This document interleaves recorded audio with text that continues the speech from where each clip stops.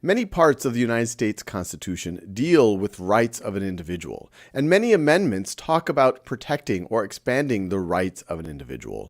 But the 14th Amendment is perhaps one of the most important amendments in this discussion of protecting civil rights.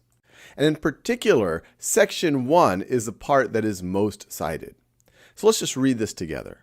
All persons born or naturalized in the United States and subject to the jurisdiction thereof are citizens of the United States and of the state wherein they reside.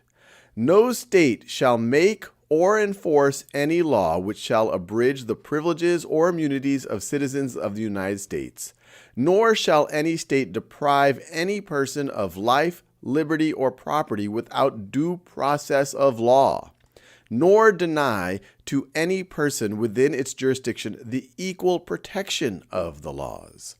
So let's just focus in on parts of it.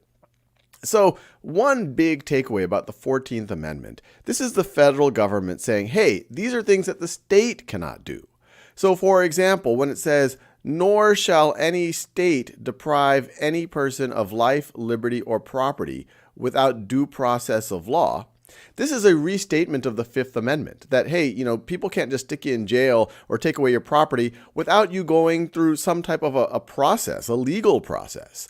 Well, in the Fifth Amendment, this was really talking about the federal government not being able to just take your property or your liberty away from you without the process of law. But here it's saying, nor shall any state. And this clause right over here, this is known as the Due Process Clause of the 14th Amendment.